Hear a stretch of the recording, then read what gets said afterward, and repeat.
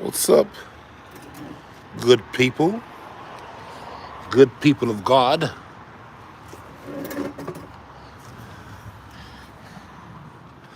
Good people of the Lord. How y'all doing?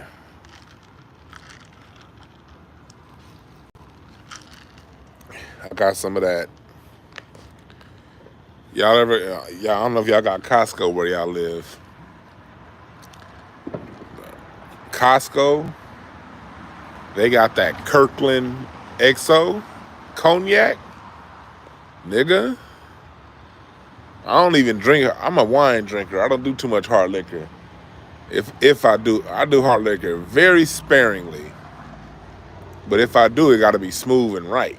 That Costco XO cognac, nigga, that shit smooth.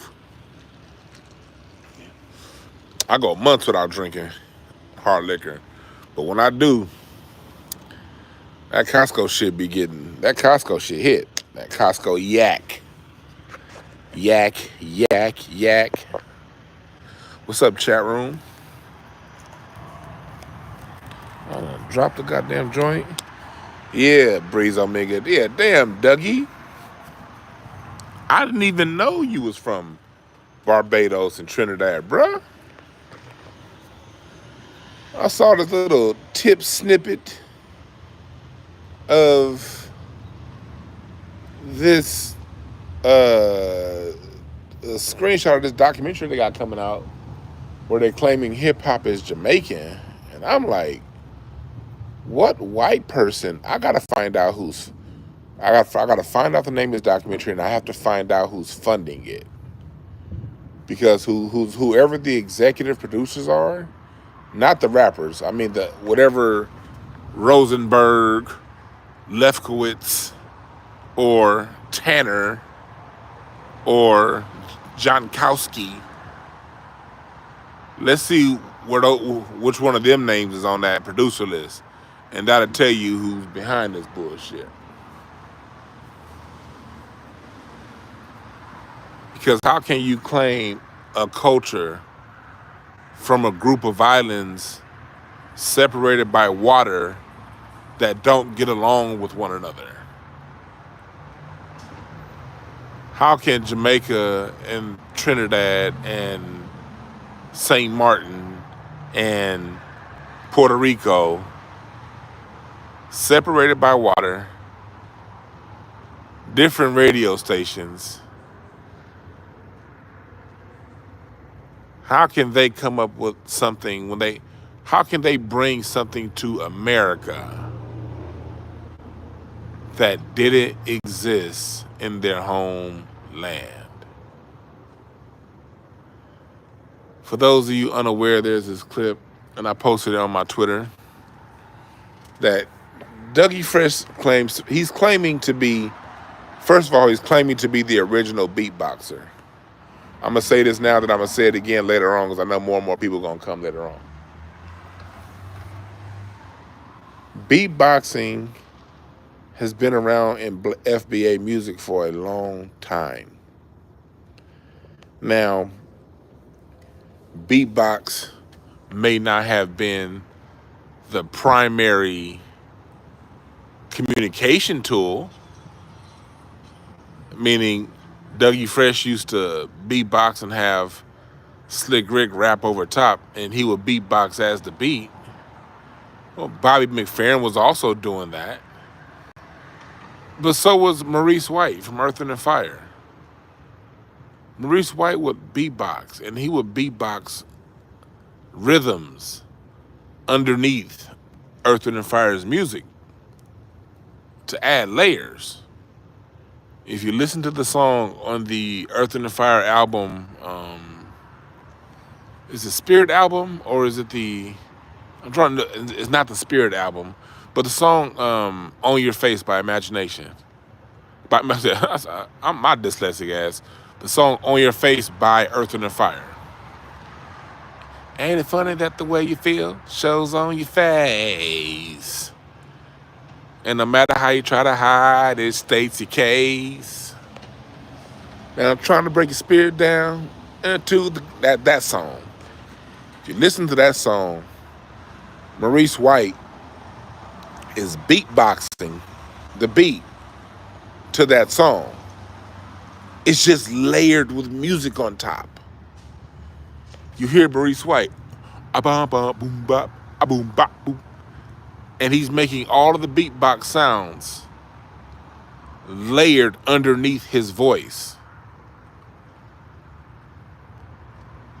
with the live instrumentation falling around the sound. Michael Jackson. Michael Jackson is one of the greatest beatboxers ever. Working day and night, that's Michael Jackson beatboxing. Michael Jackson beatboxed on a lot of his music. And that's on top of his inflections. Then he would go back and overdub his inflections. But Michael Jackson, when he wrote his music, instead of using sheet music to write out a score, Michael Jackson would beatbox to his musicians what he wanted them to play. And they would play what he beatboxed. And then when the song would get recorded, he would beatbox as a layer to the music. Like I always say, when it comes to hip hop, on one hand, hip hop is the ultimate genius of our sound. And at the same time, as genius as hip hop is, it's also the most dumbing down of our sound. That's why so many other cultures have been able to play a part in it, especially on the music production end. It doesn't require much musically. So whereas Maurice White and Michael Jackson, whereas they would beatbox as layers to the music, when you're dealing with a generation of young people that were never taught music, the beatbox went from being a layer, a component of the music, to the primary music by way of Dougie Fresh and Slick Rick. But don't forget, at the same time, Bobby McFerrin was beatboxing too. Don't Worry, Be Happy came out in 1988, 2 years after Dougie Fresh and Slick Rick's hits. But Bobby McFerrin had been beatboxing that song. Bobby McFerrin had been beatboxing. He was beatboxing with the Yellow Jackets. Bobby McFerrin had been beatboxing too. Yeah, MJ beatbox, who is he? Yep.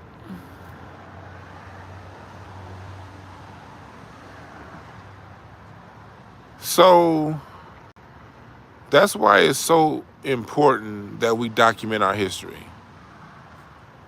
Because when I was watching the snippets of this interview, of this documentary, what I was seeing was everybody can only go back to the 80s and the 70s.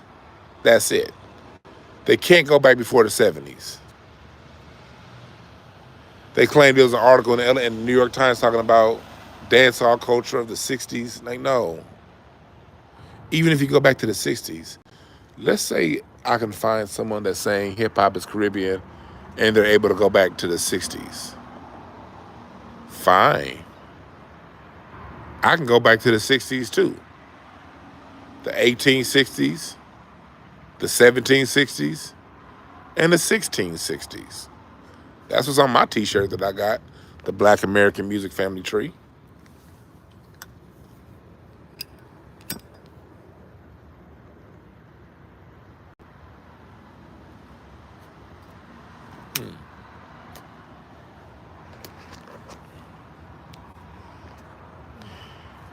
This is old. This is old to us. See, that's where these white folks fucked up. They taught us to go to college. And like a good Negro, I went to college.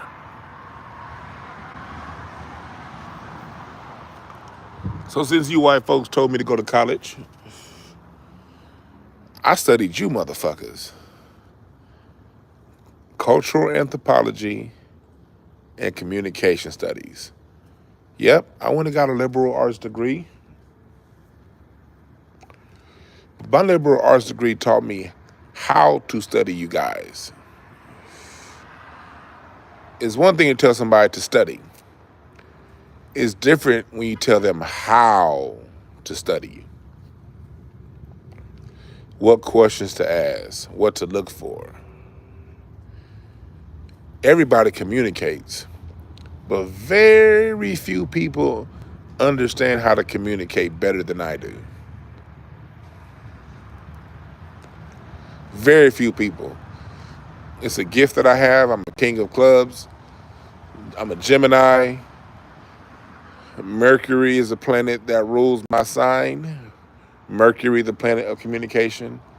King of clubs is the card of master teacher. My hidden power is a king of spades. I have a 10 of clubs in my think Jupiter. I got communication all through my astrological DNA. Not only do I have communication through my astrological DNA, I got a bachelor's of arts in the motherfucker. From a white university.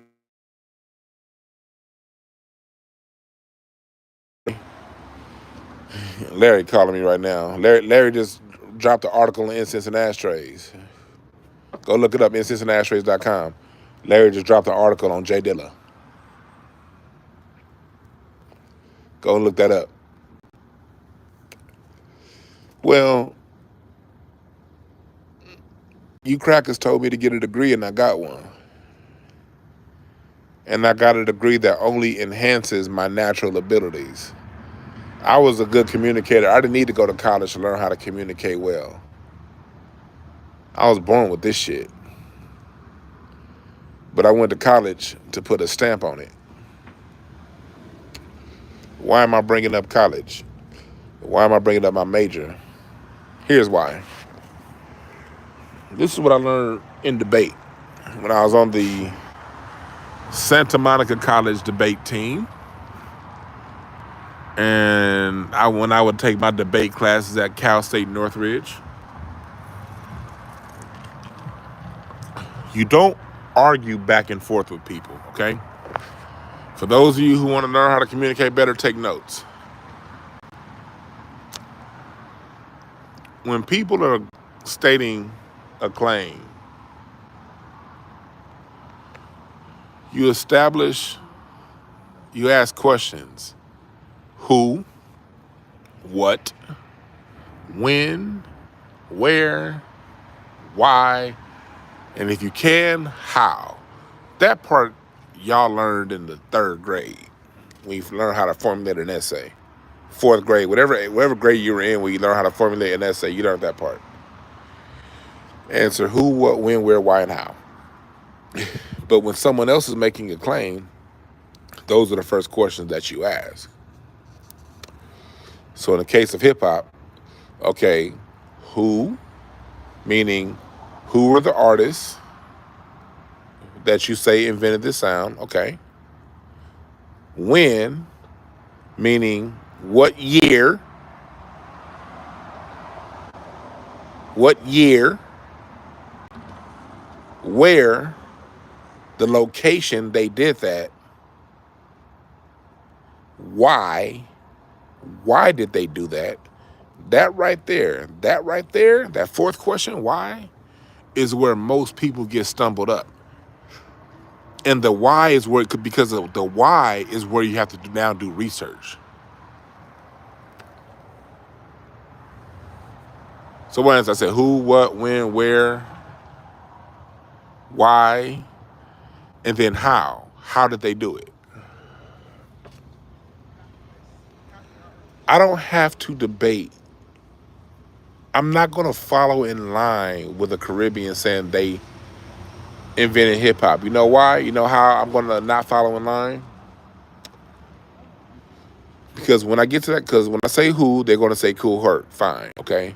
You're going to say Cool Herc when I say who. When I ask when, they're going to say 1974. That right there is where their whole argument comes apart. Because as a professional rhetorician, my response to when they answer when and they say 1974, that right there is where it falls apart. Because I'm going to then ask, so are you saying these elements weren't invented until 1974? Then they're going to say, no, they were around, but 1974 is when it all came together. I'm going to say, oh, really? What came together in 1974? Well, the sound system culture. Okay, now what music were they playing through the sound system? Funk? Okay. If I remove the sound system, can I still have funk? Can I still have hip hop? Yes. So the argument falls apart.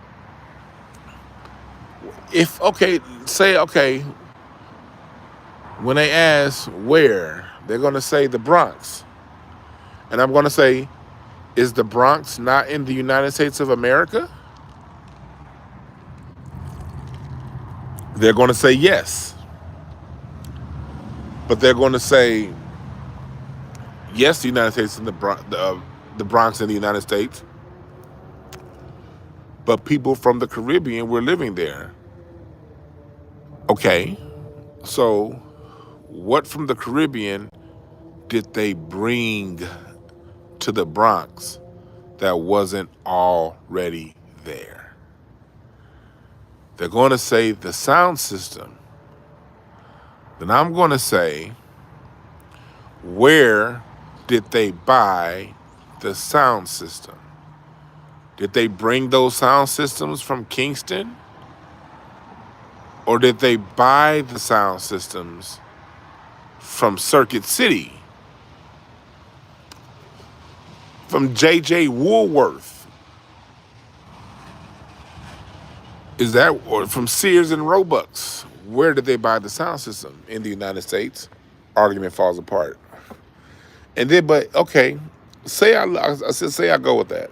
I'll say, okay, show me the sound systems in Jamaica in 1974, and 73, 72. What kind of speaker systems were they working with at that time? What you're going to see is a bunch of rinky-dink speakers that were around in the Americas, in the United States during the 1950s. As late as the 1960s, they still had phonographs in Jamaica.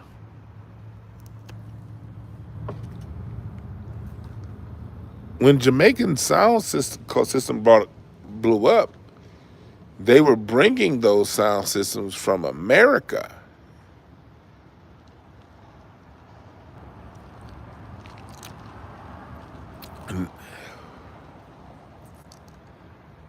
And you can't have a culture with just a sound system.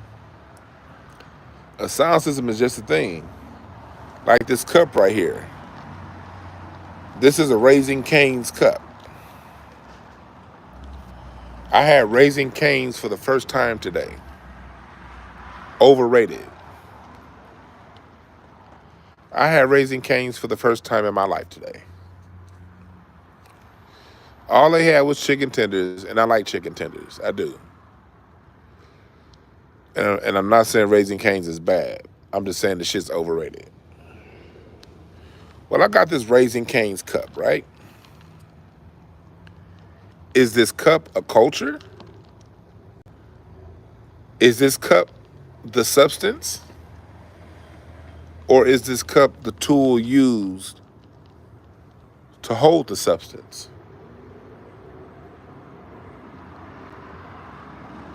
See, that cup is just a cup. Even though it has a Raising Cane's label on it, I have cognac in there. Cognac and ginger ale is a mix. That's what I got up in there. So, but the cup is still a cup. Why am I saying that? The sound system is a sound system. The sound system is only as good as what you play through it. Just like a cup is only as good as what you drink with it. I can have soda in here. I can have water in here. I can have a blended smoothie in here. I can have a milkshake in there. But no, I have Hennessy XO Kirkland from Costco. Because that Costco Kirkland liquor is the shit. And I don't drink hard liquor much. I'm a wine drinker. I drink my wine. But if I'm going to drink some hard liquor, I'm going to do it right. And this Kirkland XO is the shit.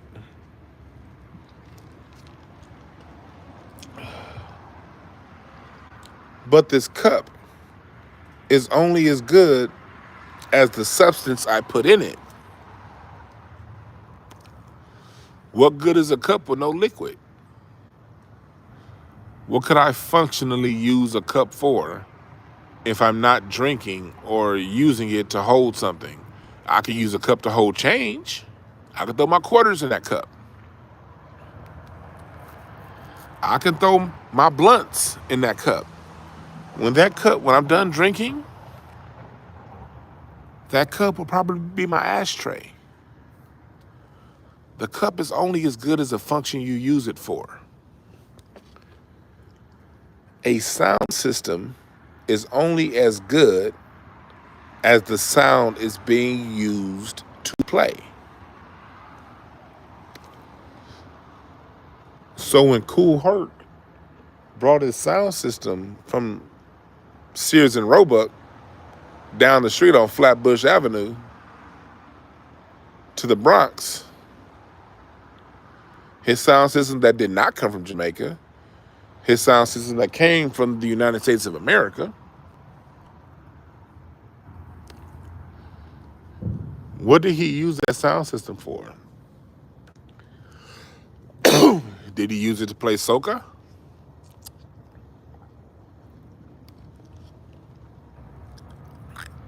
Or did he use it for calypso? Did he play rock steady? Did he play ska? Did he play reggae? Did he play dancehall? No. He played funk. And he played break beats. But you know who played break beats before him? James Brown. Clyde Stubblefield was a break beat playing motherfucker. Clyde Stubblefield brought the break beat to the drums. Max Roach brought the intensity to the drums. JoJo White from Count Basie brought color to the drums. Tony Williams brought texture to the drums.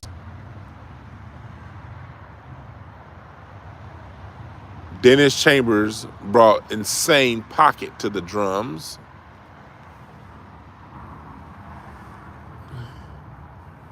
Bernard Purdy brought the Purdy shuffle to the drums. Clyde Stubblefield brought the break beat to the drums.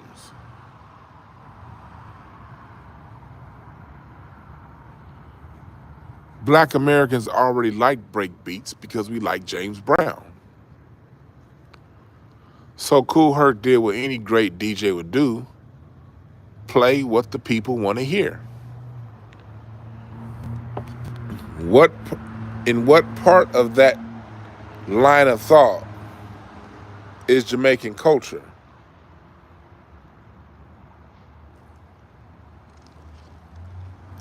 Or Caribbean culture? And again, like I said before, I don't want to have these discussions. I like people from the Caribbean. One of my closest friends in comedy, my man Steve Henry. Man, I miss that nigga. He done moved to Vegas. He's from the islands. And I love his conversations with him talking about growing up and climbing trees barefoot to get coconuts, and how like his grandmother would like, they would go get breakfast from the garden. I love them stories. He's an engineer. Ever since I met that brother 12 years ago, he's been somebody who I can really call a friend. And I don't call too many people friend. Especially people I met recently. All of my friends, like one of my friends I've been knowing since I was 3. I've been knowing my wife since I was 12. My other best friend, the one from India, the other immigrant, I've been knowing him since 12. I met him and my wife at the same time in middle school. So my friends go a long way back. I don't really have too many people I call friend after that far back, but there's a Caribbean brother I can genuinely call a friend. Somebody who, if I said, can you hold this 100,000 real quick, because I gotta get it out, I would trust him to hold that 100,000 and not touch it. So I don't want to have these conversations. I don't. But I can only be on code with people who are on code. Steve is on code. I can only be on code with people who are going to be on code. There was a discussion today on Twitter. There was a Twitter space going on, and it was, can FBA basically get along with the Caribbeans and Africans? Like, can we mend fences? And I went in and I listened to a little bit of the bullshit they were talking in that room.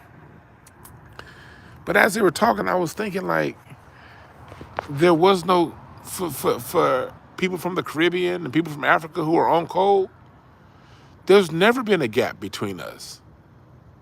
And there's still no gap between us. The only gap is between those who was talking shit about us and those who are doing like Dougie Fresh, Busta Rhymes are doing. At the same time, they're telling us, oh, we just need to all come together and stop this division. At the same time, they're saying we need to stop division. They're saying they created hip-hop. And I'd be goddamn if another generation of black children grow up without a cultural legacy to be proud of. Let us millennials, let us be the last generation. You cats in Gen Z, let's make a pledge to be the last generation. Generation X, we got to make a pledge to be the last generation that the majority of us grew up without a true understanding of our cultural legacy, of our heritage. Yeah, we knew we invented certain things here and there. We knew that, we graded basketball, graded music. We knew that, but I mean, can we make a pledge for us to be the last generation who the majority of us grew up without really, truly understanding who we are? Because if enough of us talk to the children about this kind of stuff, and they friends when they come by, let them know that they have greatness inside of them. We'll fix our... White supremacy ain't enough. It's not strong enough to stand on the back of a black person with a straight back, erect back, standing up. White supremacy cannot exist if we stand the fuck up. It can only exist with our complicit, with our agreement.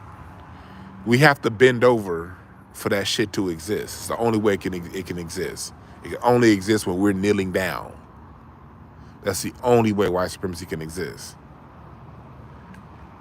Why are we bending over? Why are we kneeling down? Why are they on our backs? Why are we allowing this to happen?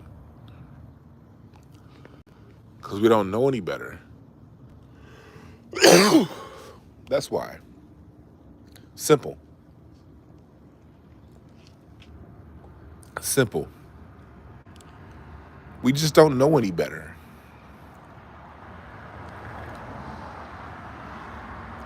We've been passed down some bullshit from our own parents. We've been passed down some bullshit. We watched TV growing up. We went to American school. We went to these public schools. When we had our own schools, we was inventing light bulbs and shit. We was inventing cars when we taught ourselves. We were inventing indoor plumbing when we taught ourselves. We were inventing fucking roller coasters when we taught ourselves. When we taught ourselves, we knew how to build fucking bridges and homes and lay electricity wire when we taught ourselves. That Brown versus Board of Education was one of the worst things that could happen to us. That's why I'm with Clarence Thomas' whole coon ass. Yeah, coon niggas, strike that down too. Brown versus Board of Education fucked us up because we stopped teaching ourselves and our enemy started teaching us. So that's why, even though I talk the way I talk, I have compassion for the coon. I don't have love for the coon. I don't have much, but I understand. I don't want to break bread with the coon. No, keep your coon ass over there. And then when you're ready to wake up, come holler at me. But I ain't trying to convince a coon for shit. A coon is a coon is a coon. But I still have compassion because I understand where it came from. I have compassion for all black people. I don't want to fuck with a lot of you niggas. And yeah, one day when I get famous, one day when I get popular, one day if I ever get to the point where I got 20,000 YouTube subscribers or some shit, people are going to go look up old tweets of mine talking shit about people and judging them really harsh. And I'm going to say, yep, I said that. Because in 2016, that's genuinely how I used to think. In 2012, I was a judgmental motherfucker. So I can guarantee you going to find some tweets of me in 2012 judging the shit out of niggas for being so stupid. Especially on Facebook. I was talking real reckless on Facebook. You going to find me just judgmental than a motherfucker talking about people. But I don't know, it was something about turning 40. Something about turning 40. It's like when I woke up, I was just in a different space. And then when I turned 41 last couple weeks ago, I got more into that space. I'm just in a different space in my life. I'm in a space of compassion and understanding. You know what I mean? But at the same time, I understand everybody ain't there. So for those of you who aren't there, I don't judge you for that. Because if me at the age of 35 is listening to me at the age of 41 talk, I'm listening like, yeah, that shit sound cool. But fuck them niggas. 32-year-old Dwan is like, man, shut your fat ass up. 22-year-old Dwan is like, what is this nigga talking about? I'm about to go to the club. I just finished playing basketball. Let me take a shower. Let me go to the club and let me fuck on something tonight. So we go through different stages in our life. And I respect everybody's stage. I'm where I am now through being an observer of life and looking back on my life and seeing what worked and seeing what didn't work. That's just where I am right now. I'm just at a point to where I'm understanding what didn't work and letting that shit go. And the shit that did work, sticking to it. And that's why I got to come back to these motherfuckers from the Caribbean talking all that shit about taking our music. I can't let that ride, because the reason we as black people be so passive, we've been trained to be that way, man. We've been trained to just, everything is everything. Everything we did good is for everybody. That's social conditioning. It took a long time for these motherfuckers to get that shit in our minds. These niggas been trying forever. But we have see, this is why I think that we us millennials, Gen X, here's how we had it harder. It got even more difficult on us in Jim Crow 2.0 than it was during regular Jim Crow. Regular Jim Crow, I ain't taking away nothing from that. Matter of fact, Jim Crow, the original Jim Crow, is what separates black Americans from the diaspora. Because when their slavery was done, they didn't have no goddamn police walking around looking to kill them. And they didn't have laws being created to put them in jail the rest of their fucking life. They didn't have to deal with that shit. But here's what made what we went through even worse and even harsher. We still got those laws that criminalize our behavior, but times 10. And we got to deal with that fucking TV and media and a constant bombardment of imagery. Imagery created to put impressions in your mind about a social hierarchy. The reason why that the kid in that bullshit ass doll test at 5 years old chooses white, because a child by the age of 3 or 4 understands that right is white. Dr. Welsing talks about that. Like, people talk about how much they love Dr. Welsing, but did you hear her? You know what I mean? It's one thing to say you love Dr. Frances Cress Welsing, but did you really hear her? Did you really analyze what she said? Or did you just buy the t-shirt? Or do you just throw her name out there when you want to argue with coons? We got to ask ourselves these questions. Is she somebody we just use to say we know who she is when we're arguing with one of these lame-ass Roland Martin Democrat niggas wearing mandals? Why are you even arguing with them niggas? Don't ever argue with a black man in a linen suit and mandals. All them niggas is Democrats. And if they got a Bluetooth, nigga, shit, you better not say nothing bad about Bill Clinton to a nigga in a vacation outfit and a Bluetooth and mandals. That nigga would kick you. That nigga would pull his knife out on your ass. What you mean you talking about God Obama and Jesus Clinton? Boy, what's your problem? Why are you even arguing with these niggas? The Bluetooth lets you know he didn't hear a motherfucking thing. Uncle Clarence got a Bluetooth in his ear and ain't nobody calling him. Think about that shit for a second. Why these old ass niggas got a Bluetooth in their ear? The only people calling you is your wife, and she only calling you when she at the grocery store to see if you need some more hot sauce. Your kids ain't calling you. Ain't none of your old ass nigga friends calling you. But you keep a Bluetooth in your ear. The fuck? So, anytime you see a nigga that Jaheim is his favorite most recent artist, like his favorite new artist is Jaheim. If his favorite new artist is Jaheim, don't argue with these niggas. You know what they think. You dig what I'm saying?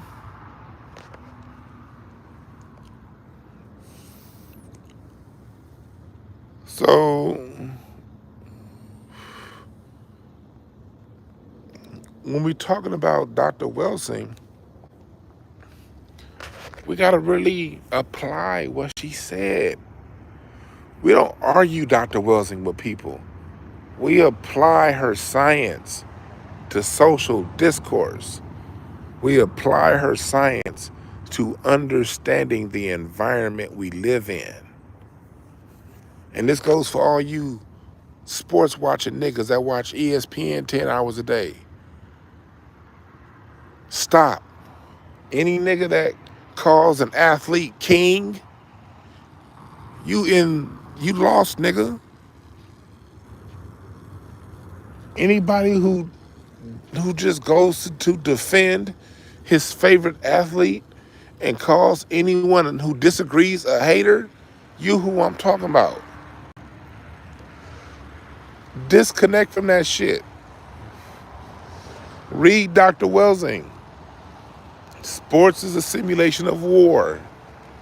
That's all it is. It's a strategy game. It's nothing to get emotional behind. Study the X's and O's and learn something about life.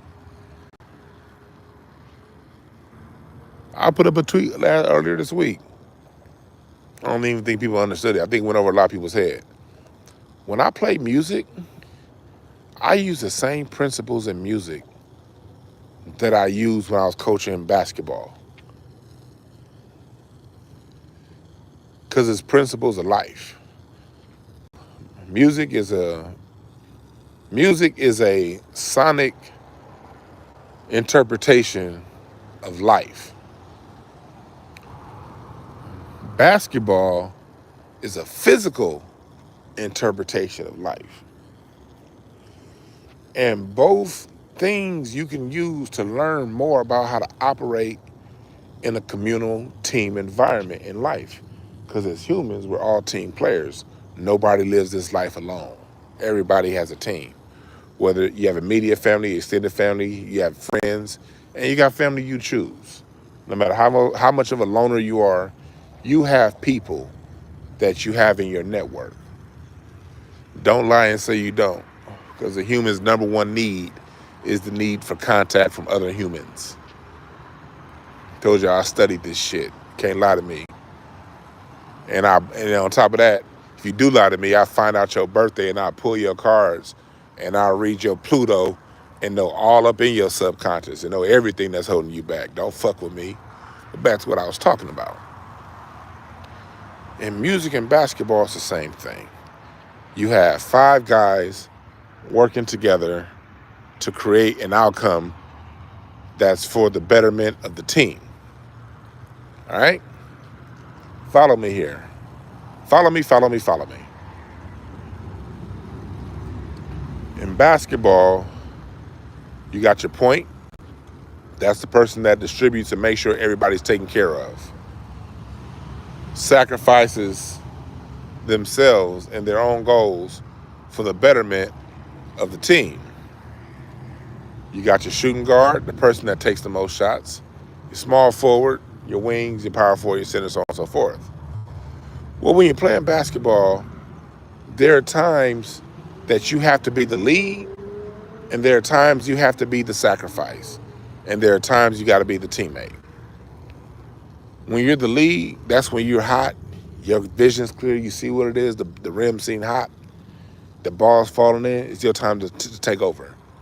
You hit 2 in a row. Keep shooting. Get hot. Let's go and let's run until the wheels fall off. And then there are other times you got to be the motherfucker that set a screen, because the person that sets the good screens is every bit as important as the person that made the shot. Tristan Thompson in 2016, the screens he was setting, every time he put a screen on, LeBron, Kyrie, Richard Jefferson, whoever he was setting the screen for was wide the fuck open. Sometimes you got to be that person, the person that's there to assist the next person, but you don't get any credit for it. Same thing in music. In music, you got your lead singers. They're the ones that everybody's getting the shine. Everybody looking at Usher. Everybody looking at Shaka Khan. Everybody looking at Philip Bailey. Everybody looking at Beyonce, whatever. But in order for that sound to work, the team behind it must play complementary roles. You got your drums and your bass. They're laying foundation. They don't get much attention. But everything that's happening musically happens off of what the bass and the drums are doing. Similar to the power forward and the center in basketball. When your power forward and center are anchors on defense, it's really tough for the opposing team to get easy shots. If you don't have a good front court that can stop easy penetration and stop easy points from the opposing team, you're probably going to lose basketball games. In music, if you don't have a good rhythm section, drums and bass, it don't matter how good your guitar player is. It don't matter how good your singer is. It don't matter none of that shit. The song ain't gonna sound right. You gotta have your drums and bass in order to make good music. And from there, you flower around to your pianos and your guitars and your horns. They add flavor to the music. And the synergy between everyone is what makes the song. Maurice White used to often say with Earth, and Fire, Earth, and Fire never had the best musicians. But Earth, and Fire had the musicians that knew what to play at the right time. And they knew how to play off one another. Meaning they knew when to feature themselves. They knew when to pull back. They knew when to comp. They knew when to lead. And that's similar to life. In life, it's like that at your job. Sometimes you gotta lead, sometimes you gotta pull back. Sometimes you gotta be the team player. And it's always that one motherfucker at work that wanna come in and do too much. It's always that one nigga doing way too much. Like, nigga, if you don't sit your ass down, what is that person at work that's doing too much? What do you always say? They fucking up the environment. They make work difficult because they want to come in. They want to, oh, you clocked in back from lunch 6 minutes late. Bitch, you ain't the manager. Why do you care? Don't y'all hate them motherfuckers at work? Oh, and it's all, and it generally, and if you, I don't know if how it is with y'all down south, but here in LA, it's always the Mexican coworker. Them motherfuckers always want to abide by the letter of the law until it's time to call ICE. When it's time to call ICE, now all of a sudden, hey now, hey. But until it's time to call ICE, you took a 37-minute launch. Your launch was 30 minutes, and you took a 37-minute long launch. I had a lunch, bitch, not a launch. Y'all know what I'm talking about. So it's like that in life, and it's like that in basketball. You got that player that come in the game, and they want to shoot every shot, but they don't want to set no screens. They don't want to play defense, but they want to take the ball from their teammates. If you got a player like that on your team's going to lose. If you got a player that wants to do too much and not make the sacrifices that don't show up in the stat sheet, you're going to lose. Like music. All it takes is one musician. Listen to this, people. All it takes is one musician to make the band sound like trash. All it takes is one singer to make the choir sound like trash. It just takes one. The same way that cancer person in a work environment, for people who own businesses, that's the person that decreases your overall production because of the way they work. Their lack of understanding team and environment gets them to create a cancer within the whole work environment. It just takes one basketball player to come in and say, I'm going to come in, I'm going to get a triple-double. I'm not going to play no defense. I'm not going to set no screens. I'm going to get some rebounds if it means a good stat. But I'm not even going to play defense. I'm just going to wait. Matter of fact, I'm getting rebounds because I'm not playing defense. You get that player in your team, you're not going to win. The stats look good.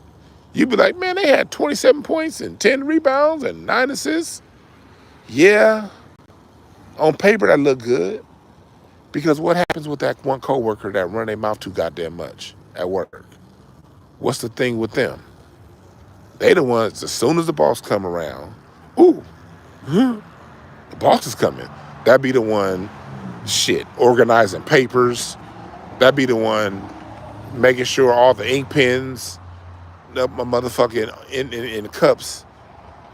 That be when the boss is coming. That's the coworker that's changing the toner cartridge in the motherfucking copy machine. When the boss is there, they got the big smile on their face. They talking to you with like pleasant and shit. What's up, man?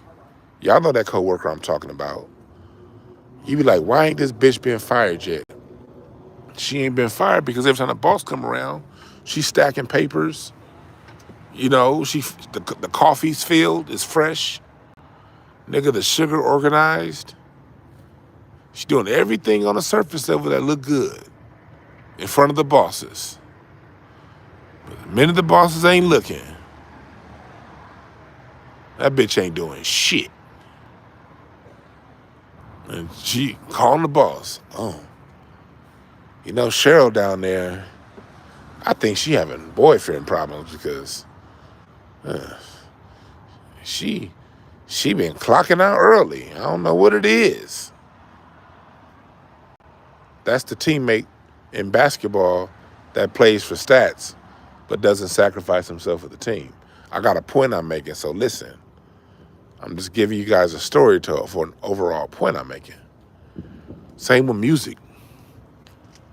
If you get a guitar player that wants to just turn his amp up and start playing like fucking Eddie Hazel, but you're playing a love ballad, here come this nigga on guitar. Like,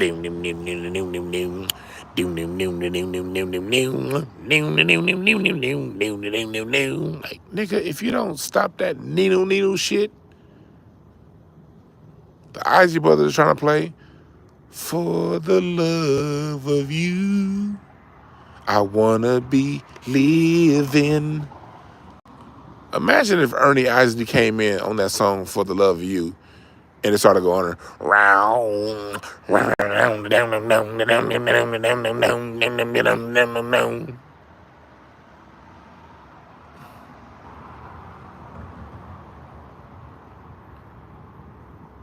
It don't matter how good Ronald Isley sang the song. It doesn't matter how good the beat is.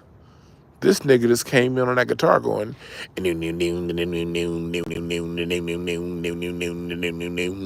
Imagine that shit over For the Love of You by the Isley Brothers.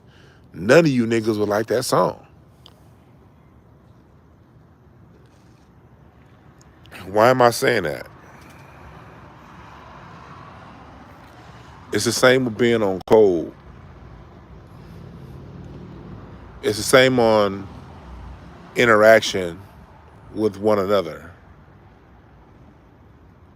Sometimes when you see your brother that's on cold starting an honest business, I'm not saying a bullshit business, but an honest business, where normally you be a penny pincher and save your money. No, with this brother, I'm gonna spend the money.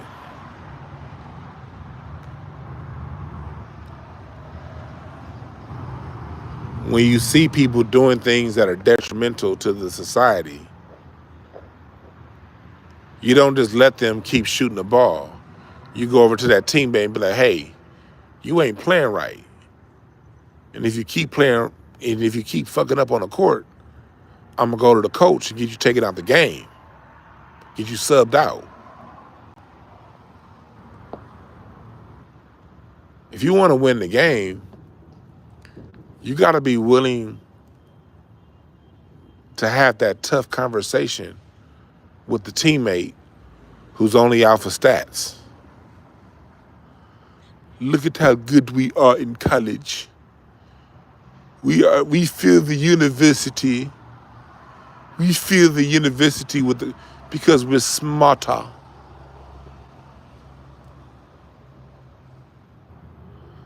At some point, that got to be checked if we're going to win the game. Because what happens if I realize you're not a good teammate and this fit won't work. Now we can cut you. We can trade you. Are you LGBTQ first? Oh, well, no, we wearing we wearing B1 uniforms over here. Like we wearing Laker uniforms. Are you a Clipper now? Oh, cool. Be down. Okay, I'm gonna cut you from my roster, and I ain't gotta worry about you no more. When you identify people who are off code, who are out for self, who are willing to tell lies to cause division within the community, your first step is to call it out. As a teammate, we got to have a team meeting. And we want to see if you're down with the program because my team wants to win this game. Yes, we're down by 60 points, but we believe we can win. There's still 2 quarters left. If you have a teammate that's saying, no, we can't win, let us just shoot the ball because the other team is beating us too bad. We're not going to come back. So I'm going to get my stats. Or if you're in a band, you're saying, hey, you over there on the trumpet, you playing too loud. You got to get in pocket. You got to, don't play long sustaining notes. Play staccato notes because this particular song features the organ. So we only need you as a trumpet player. We only need you to comp this song. As a matter of fact, this band was here before we even brought you in as a trumpet player. We don't need the trumpet on this song, but since you're here, just play comping parts. That's how it is in music. Listen to Count Basie. Listen to Horace Silver. Horace Silver used to comp a lot on his piano, but listen to Count Basie. Count Basie was the greatest orchestra conductor in history, by my opinion. But Count Basie, his genius was in comping his band. That's what Count Basie brought to music. He brought patience. He brought space. Before Count Basie, it was more that chick web. It was more that they had to play every note. That's a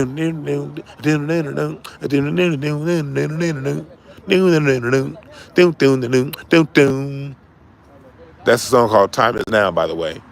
But that's how it was before Basie really took on. The band had to play every note. Count Basie brought in doo-doo, doo-doo-doo, doo-doo, doo-doo, doo-doo, doo-doo-doo. That's all he played. The band is swinging doo-doo, doo-doo, doo-doo, and all Count Basie is playing is doo-doo-doo. The song More by the Count Basie Band, directed by Quincy Jones, sang by Frank Sinatra. Go listen to that song. Go listen to Count Basie play the piano. He's not playing every note. He's just playing doo-doo-doo-doo. But that's all that was needed. How does that translate to life? As people, sometimes those of us in this struggle that we're in, we wish we can do more. You wish you can be the person that's conducting the rally. You think you're not doing enough because all you can do is donate $5 to your favorite Black One channel Cash App. Well, if that's all you can do, that's good enough. Count Basie said it is. Count Basie is the greatest. But Count Basie said sometimes my only contribution to the song is dun-dun-dun-dun. That's it. But the way Basie plays those few notes is so beautiful. The song cannot exist without it. It wouldn't exist. It would just be another song. It wouldn't be a song that still sounds beautiful 60 years later. So if the only thing you can do is donate $5 to your favorite B1 network, have gratitude. That's what the music teaches us. That's what basketball teaches us. Dennis Rodman was as great as Michael Jordan at his role. Now, to the novice, to the person that doesn't understand basketball, they're going to think I'm crazy. But to the person that understands basketball, you'll know that Scottie Pippen was every bit as great as Michael Jordan at his role. Dennis Rodman was every bit as great as Scottie Pippen and Michael Jordan at his role. Because all three roles are necessary if you want to win a championship. You need a Scottie Pippen. Scottie Pippen is going to run the offense. Will his stats look the greatest? No. You know why? Because he ran the triangle offense. The triangle offense isn't set up for any one particular assist number, any one particular player's assist numbers to be high. The triangle offense depends on ball movement. And oftentimes the hockey assist was the most important assist, meaning the pass that set up the pass that got the assist. Usually that's the most important play because that pass is the pass that created the floor spacing for the assist to take place. Those who understand basketball at a scientific level understand this. The novice is saying, Michael Jordan had 38 points and 10 rebounds, and he hit the winning shot. He's the greatest. And he may be. I'm not going to argue with you. I don't think he is, but if you think he is, I'm not going to argue with you. It's a good argument to be had. Not enough for me to argue with you about. But the only way Michael Jordan could be Michael Jordan was with a Scottie Pippen who understood how to run an offense, how to get the other four guys in the right position to give Michael Jordan the floor spacing to get the open shot. Michael Jordan doesn't get his one-on-one action without the proper floor spacing. If this is how basketball works. If the wing is supposed to be above the three-point line and the power forward at free throw line extended, what that does is it shifts the defense to that side of the court if I have the ball in the middle of the court. But if the wing decides to sink in below the three-point line, it changes the complexion of the whole play. Now, if the power forward decides, instead of being at free throw line extended, he's going to stand at free throw line proper, what that does is when I swing the ball to Michael Jordan, who's on the opposite post, now that power forward's defender is going to be one step closer to double teaming Michael Jordan. And in the NBA, one step is the difference between an open shot and a block shot. One step. That's all it takes is one step in the NBA. One step. So the person that can get the other players in the right floor spacing to create space for your superstar to exist is every bit as important as a superstar himself. And the person, Dennis Rodman, who can literally take out the other team's best player, Karl Malone. Karl Malone was in his prime with Utah when they went to those two finals in a row. There was only one player in the NBA Karl Malone had an issue with, and that was Dennis Rodman.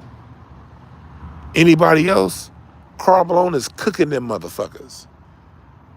Anybody else guarding Karl Malone, no shot. There was one motherfucker in the NBA that could get under Karl Malone's skin. One. His name was Dennis Rodman. So you neutralize one of the greatest players of all time when any other team in the league You go to any other team in the league, they're going to need 2 players to defend Karl Malone at all times. You can't defend Karl Malone with 1 player. Charles Barkley can't guard him. Sean Kemp can't guard him. Nobody can guard him one-on-one except for 1 nigga. His name is Dennis Rodman. And after you defend him, he's going to get the rebound. See, what killed the Warriors in 2016 when the Cavs came back and won was Tristan Thompson's rebounding. The Warriors couldn't rebound. So the Warriors had to sag Steph Curry in. And they had to sag their guards in to help with rebounding, which stopped the Warriors from getting points in transition. And the Warriors were at their best when they got points in transition. They couldn't get points in transition because of the rebounding. Dennis Rodman did that. No different when it comes to what we're dealing with socially. Some people out there, the best you can do is retweet.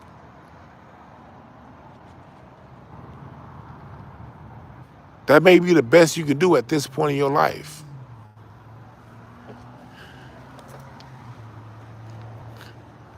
Nigga, owe child support because you was out of work for a year or 2 and you back on your child support.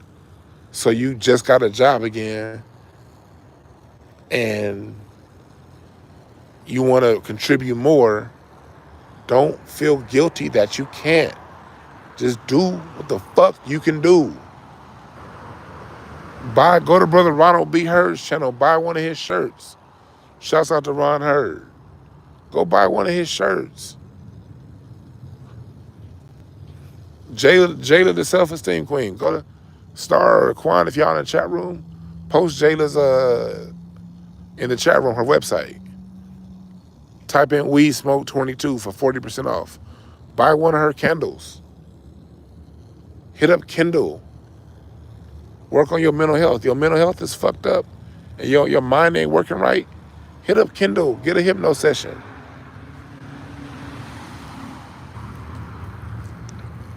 If you want to plan out your next year and you want to know what to look out for over your next year, or you want to learn how to communicate better with your children, hit me up. I'll give you a reading. I'll give you some solutions. I had a session today with a brother, and I helped him learn better how to talk to his son. $175 is worth that if you ask me.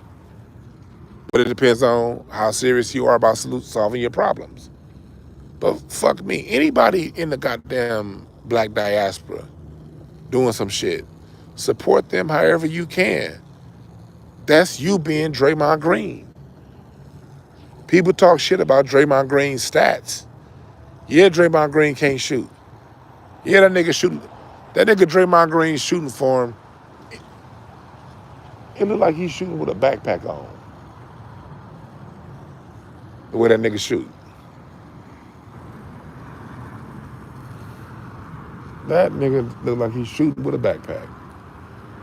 But what he does is he creates floor space for Steph Curry, Klay Thompson, Kevin Durant when he was there, now Andrew Wiggins. When Draymond Green's not on point, it don't matter that Steph is the greatest shooter of all time. They're not going to win. If Draymond is not there to create the floor space for Steph Curry and Klay Thompson to get open, it doesn't matter how great they are. Cats like Tariq, cats like Jason Black, they're only as good as the people who support them. And the reason why those brothers get a lot done is because we support them brothers for real, for real. We see they Steph Curry. We see that them brothers is goddamn Kevin Durant. We see that they Kobe.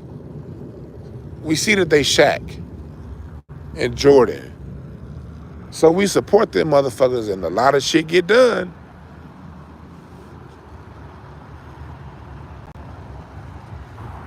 My biggest thing I'm saying is whatever parts you can contribute, do your best and have gratitude that you've done your best. It's a two-part thing. It's a yin and yang relationship. Doing your best is only the first part, because oftentimes people do their best and then turn around and feel guilty that their best may not have been enough. Don't be that person. If you do your best, then you did your best. And that's all that is to it. You got to have gratitude that you did your best. You got to say, hey, I did my best. And hang your hat on that. And then as you get more, as you can do better, do more. I appreciate, like, man, sometimes, every now and again, I get a random, and I'm sorry to put you out there, but I get a random $5 from Star, just thank you. I'll be like, man, you know how much that mean to me? Because it ain't about the $5. It ain't about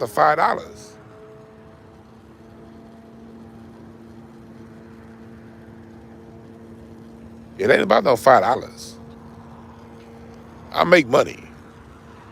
It's about people out there understanding that you genuine.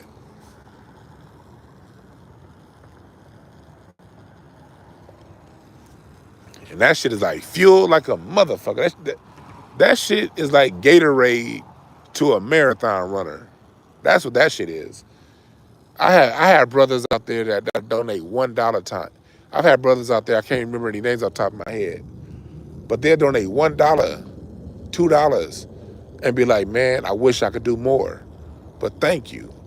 Man, that shit mean a lot. Every time I see somebody buy a poster, that shit means something. You know what mean a lot? When I get a call from Kendall and she says another person that watches your show got a session with me, that shit mean a lot. I'm like, dope. Because on one hand, they support another black business. On another hand, I was able to help somebody who cares about their mental health go and get some additional help. That shit feel good. Anytime I get a call from Kendall saying one of y'all booked a session with her, because I'm proud of niggas. Because 10 years ago, niggas wasn't on this vibration. 10 years ago, 20 years ago, niggas was on a vibration of, man, I'm all right. Either I'm all right or Jesus got my back or some shit. It was either I'm all right or Jesus got my back. Now, niggas is hitting up Kendall and getting hypno sessions and then y'all hitting me back like, yo, the shit was dope. It worked. I love that shit. I love when y'all hit up King Simon and King Simon tell me one of y'all called. I love that shit. Because when I see that, that's an application of what our forefathers taught. That's seeing the subscribers do John Henry Clark, not preach John Henry Clark. That's y'all doing Dr. Ben, not preaching Dr. Ben. That's y'all doing Dr. Claude Anderson, not preaching Dr. Claude Anderson. A lot of people want to drop Dr. Claude Anderson's name. But when y'all hit up Kendall, when y'all hit up Jayla and buy some candles, when y'all hit up Jayla Baxter and buy them candles, again, please, Miles, put her shit up in the chat room. When y'all hit her up and buy them candles, that's you guys applying Dr. Claude Anderson. You ask me, that's some dope shit.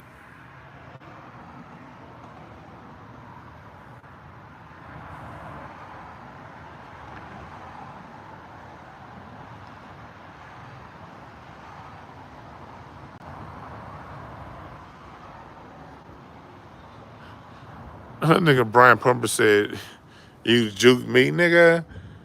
I'll post you up, dog, hit you with a drop step, pump fake layup, and you wouldn't have nothing you can do about it. It's funny, that dude got a name, Brian Pumper. Do y'all want to hear my Brian Pumper story? I got a few Brian Pumper stories because I'm always in Hollywood. Hit number one if y'all want to hear about. Take a quick break and hear a funny story, then I'll get back to the serious shit. I don't know if he in jail or not. I ain't seen the nigga in forever. Is he in jail? I don't know. I ain't seen Brian Pumper in a long ass time. But y'all hitting Ben Frank? Okay, if Ben Frank hit number one, I gotta do it. I fucks with Ben Frank. All right, cool. I used to be in, like, I told you I used to party a lot in Hollywood. 2004 to 2014. Yeah, I was the guy to get in any club you wanted to get in Hollywood on Black Night. White nights, I could get in some white nights, but I didn't care to go to white nights. Black Night. Garden of Eden, Greystone, Ladue, Element, the Ivar, Facade, Cabana. If you're from LA and you were around during those years, you know the names I'm dropping. If you're not from here, you're probably like, what the fuck? Well, anyway, these are the Colony. These are the most exclusive clubs to get into on Black Night, right? Well, Brian Pumper would always be in a club. And Brian Pumper, I don't know how he did it, but every night, this nigga would always get chicks to smash. This nigga would be smashing in the bathroom sometime. So one night, I'm at the door, right? And Brian Pumper wanted to go to the VIP. He had just got a chick. We're in Club Basque. Basque was Monday nights. If you listen to that song, These Hollywood Nights by Snoop, on the Ego Trippin' album, that album dropped what, 2007? 2008? Listen to that song, Hollywood Nights, on the Ego Trippin' album by Snoop. He says, when he's in Hollywood, he talks about Basque, the Cabana Room. Those are like the two of the hottest nights. Basque was on Mondays. And Basque was a club that it had these big old windows, and you'd have like sometimes naked chicks or chicks in nothing but paint dancing in the big old windows behind the bar. And then there was another like ball on the ceiling that came down, and it'd be a naked chick in paint dancing in that too. And you got a lot of Hollywood in there. It ended up later on becoming a ghetto ass night. Later on, the late years of Basque, that shit became hood than a motherfucker. I'm talking about the early days of Basque. And Spike used to promote that night. So after the Monday Night Melrose Comedy Show with D. Ray Davis, everybody go to Basque. Brian Pumper goes in the VIP, and I'm standing there, and he's like, hey man, I pay you to just stay here and let me know if security come so I can stop. I'm like, all right, but he didn't give me no money up front. I put my hand out, he didn't give me no money. I'm like, all right. I was just standing right there because that particular night, the club was packed in a motherfucker. And that was a place to stand with the most space. So security come walking up with their little bullshit ass flashlights, and they started walking back there. And they like, anybody back here? I'm like, yeah, it's somebody that just walked back there with a girl no more than 2 minutes ago. Security went up in that motherfucker, caught that nigga with his dick out, kicked his ass out the club, and made it to where he could never come back. Should have paid me, nigga. You think I'm gonna sit here? I ain't no goddamn security. You think I'm gonna sit here, nigga, and wait for you to come out and give me my money? Nigga, no.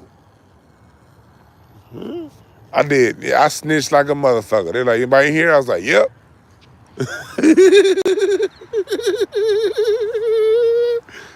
And every time Brian Pumper saw me after that, he look at me, but he a little nigga. He can't whoop me. I'm damn near a foot tall. I'm nigga. Yeah, I'm a fat nigga, but I don't know if be on. I'm 6'2". Brian Pumper was like 5'6". Like he can't whoop me. So he just look at me like. And mind you, I would see Brian Pumper in the club at least twice a week back then. Usually I would see him because at some point we would interact.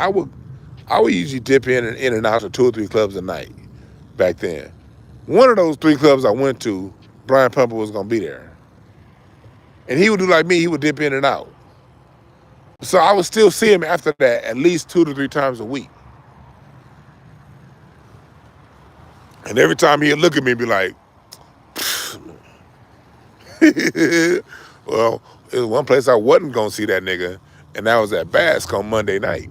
You can't come in, sir. Looking like that pastor. What's that pastor name that look like Brian Pumper?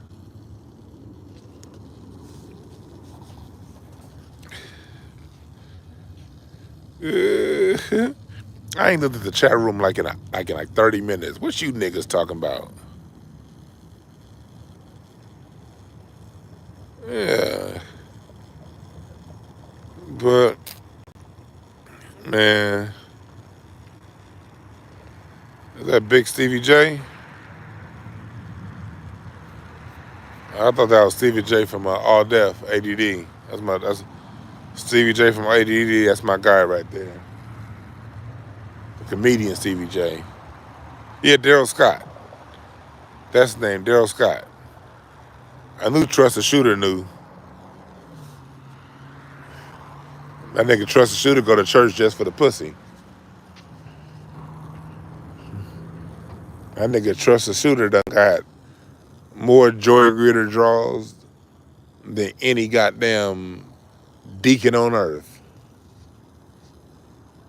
This motherfucker Trust the Shooter is like shooting at 80% when he get at the Joy Gritters at church.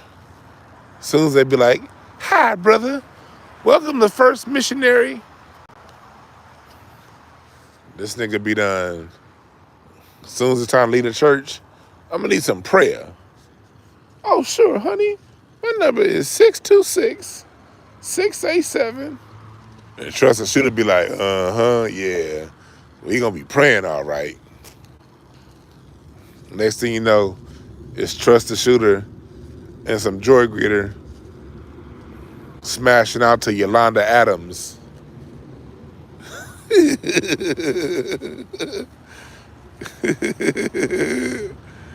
What's up, Aries?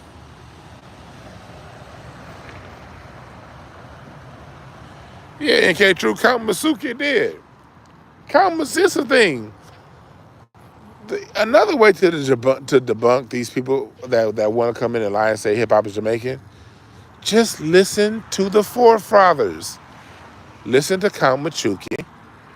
Listen to what's the brother who he just died last year, Lee Scratch Perry. Listen to Bob Marley.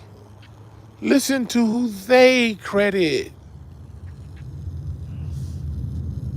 That's all you gotta do. You ain't gotta listen to the people who just because they're a rapper. The biggest issue I've always had with rap,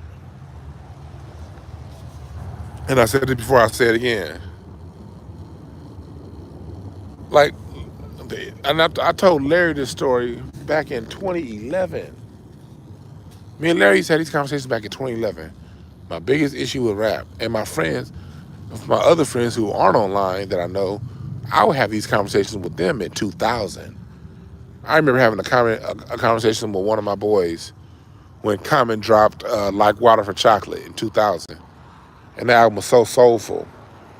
And I was like, Hip hop needs to stop acting like it's different than R&B and disco and funk and blues and jazz. It's the same thing. It's the same music. They're just rapping instead of singing or scatting. We always changing up how we express it. Sometimes we scheme, we scat. Sometimes we rap. Sometimes we sing. Sometimes it's just an instrumental. Sometimes it's just a dance. Sometimes it's poetry. Sometimes it's stand-up comedy. But it's all at the root of expression from the Black American. Look at my Black American family tree. If you look very close on the family tree, you see stand-up comedy.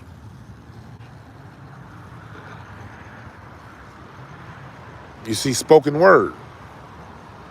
Because those two art forms were born out of the same juke joints, the blues, the jazz, the R&B, the scat, the rap was born out of. Same root. Same tree. And when you understand that, and when you understand their history, because they don't study their history, not the ones who are off code. The Jamaicans who are on code, the people from the Caribbean who are on code, they understand their history, and they embrace their history, and they're not threatened by us. The people who are on code are not threatened by us. They like what we did, it's cool, but they like what they did too. They got respect for us, but most of all, they got respect for themselves. Those are the on code people from the Caribbean. The people who are off code don't respect themselves. So if a person doesn't respect themselves, they're not going to respect you. Because a person that respects themselves is going to learn a little bit more about themselves. Or the caveat to that is this. If they're not interested in learning more about themselves, they're not going to just go running their fucking mouth talking reckless. Everybody ain't got time for research. I get it. But the people that respect themselves, those are the people who ain't got time for research. Those also are people who don't go running their mouth. They just go live their life. Those are the people who are not on Twitter talking about we own reggae and hip hop or whatever. They're not on Twitter running their mouth. They out living their goddamn life. The people who choose to run their goddamn mouth and don't take time to learn deeper about what they're running their mouth about, those are the people with the lack of self-respect, because any person with dignity don't want to be that loud and stupid. Buster, Dougie Fresh,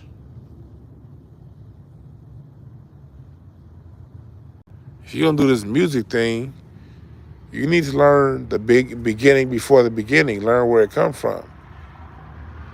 Hip-hop didn't start in a vacuum. Hip-hop didn't start in a vacuum.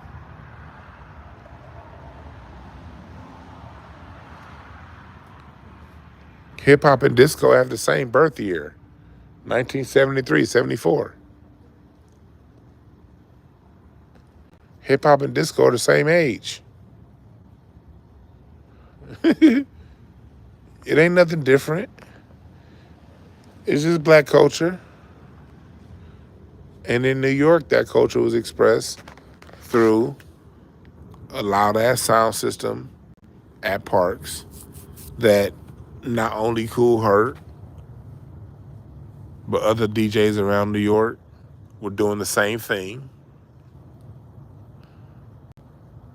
An expression that could not be done in Los Angeles, because in Los Angeles you cannot play loudspeakers at the park. You get your ass kicked by the police.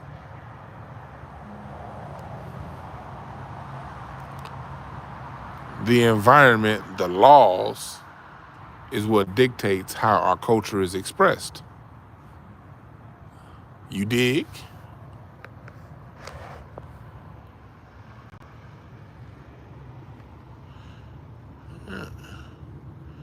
Yeah, name a Caribbean artist before 1974. Rap artist. Yep, you can't.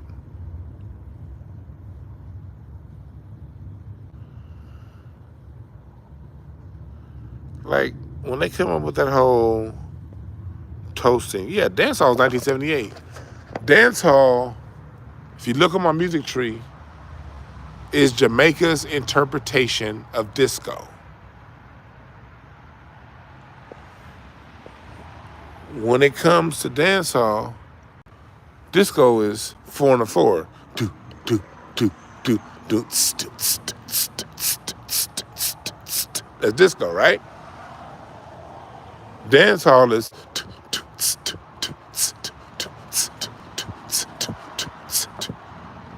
It's no coincidence you didn't get that rhythm until after disco came out. Instead of, cause just like rock and roll is a doom doom doom doom doom doom doom doom doom doom doom. We emphasize the downbeat. In Jamaican culture, they take what we do and emphasize the upbeat. We go a doom doom doom doom doom doom doom doom. They go a doom doom doom doom doom doom doom doom doom doom doom doom doom. Same beat, same rhythm, same notes. Not a different rhythm, same notes. The only difference is they accent and. We accent the downbeat, they accent the upbeat. But they don't do it before we do it. They're accenting the upbeat is in response to us accenting the downbeat, which shows you chronologically who's the mommy and daddy and who's the son and daughter. One comes before two every time. Let me say that again. One comes before two every time. So if the only time you make a change in your music is in response to the changes we make in our music, which music has the superior positioning? I'm not saying superior. If you like dancehall more than you like disco, that's fine. It's not a judgment.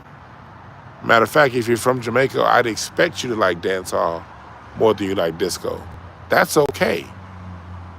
Because dancehall is your country, your vibrations, musical interpretation of disco. I'm sure you may not feel disco the way Americans feel disco. You're going to feel dancehall a little more. But that's because dancehall is your environment's interpretation of disco. Dancehall wasn't an organism that was created on its own.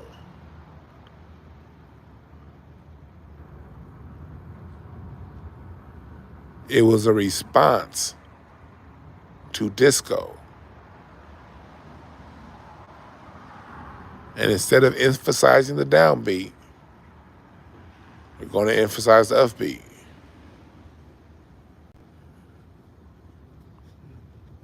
Why do I say this? I say this because, remember, going back to my original argument, you guys abandoned Jamaica, the Caribbean. They abandoned their native instrumentation for instruments that we created as black people. Or if we didn't create it, we created the standard in which that instrument was played.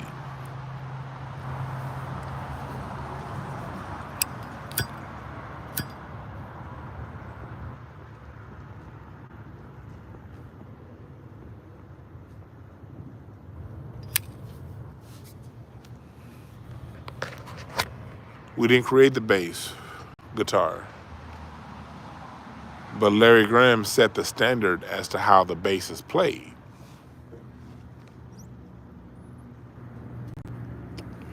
You dig?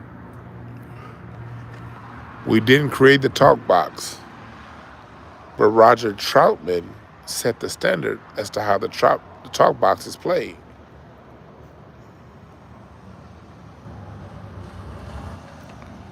The electric guitar. Well, Bo Diddley literally did invent his version of the electric guitar. That Bo Diddley box guitar, not only did he create that Bo Diddley backbeat, that sound that lasts forever, he created the guitar that pulled off the sound. His guitar didn't exist before he created it. But the white folks like to give credit to Les Paul for being the inventor of the electric guitar, even though he wasn't. He saw black people already doing it, but he's just the guy who put the patent on it. Fine, fair enough. Same thing with Ludwig and drums. Ludwig did not invent the drums. Ludwig saw black people playing the drums and went down and created the patent. Fair enough. Either way it goes, the patents were here on the United States soil, not in Jamaica, or in Trinidad, or in St. Martin, or in Barbados, or in Nigeria. Those patents were here. Even though black people can literally prove and show pictures of black people on those particular instruments before the white boy patented it. But let's just go with the white boy patented it. Even though Les Paul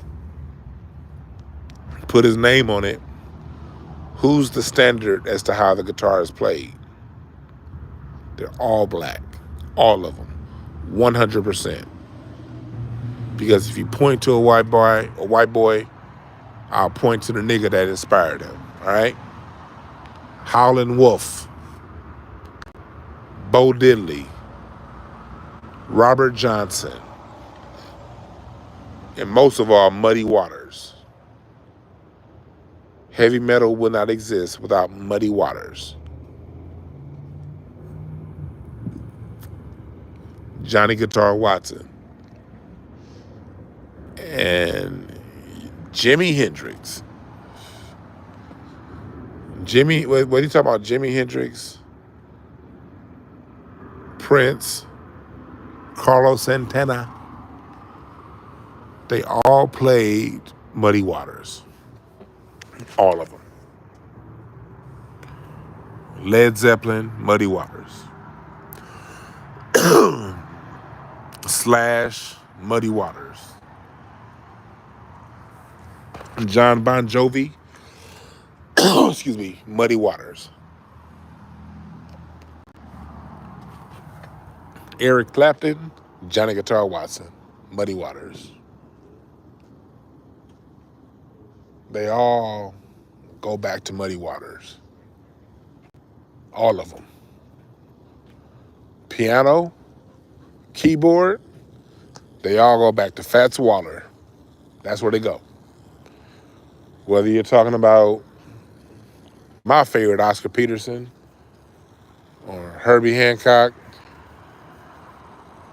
they all go back to Fats Waller.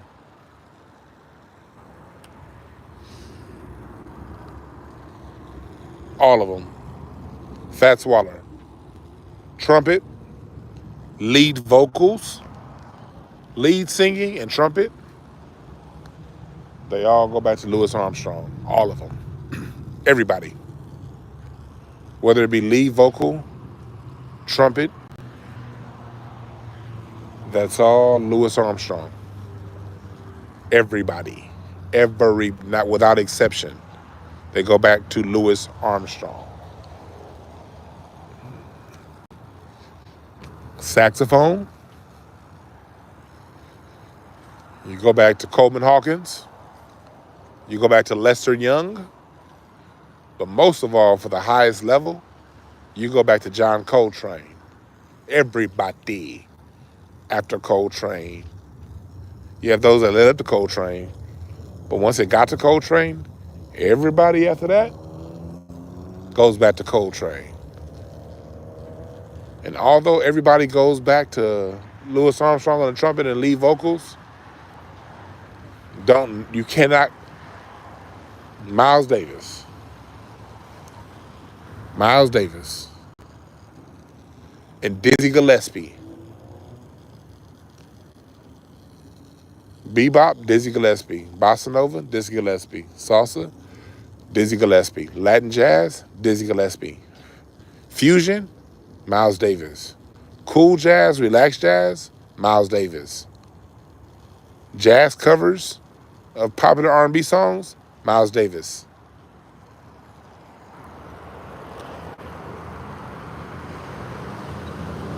Space,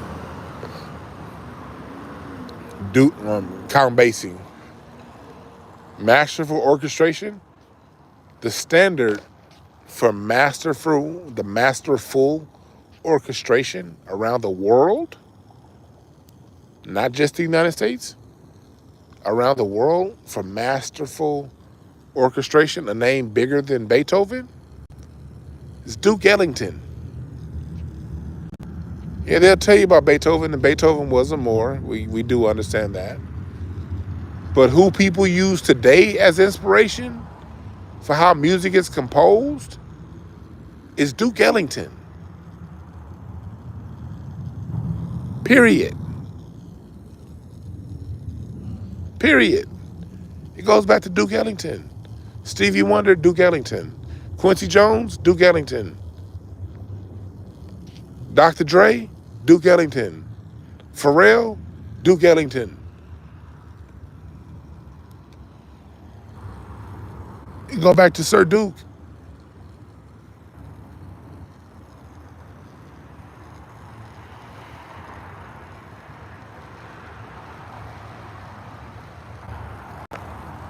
We have to know this.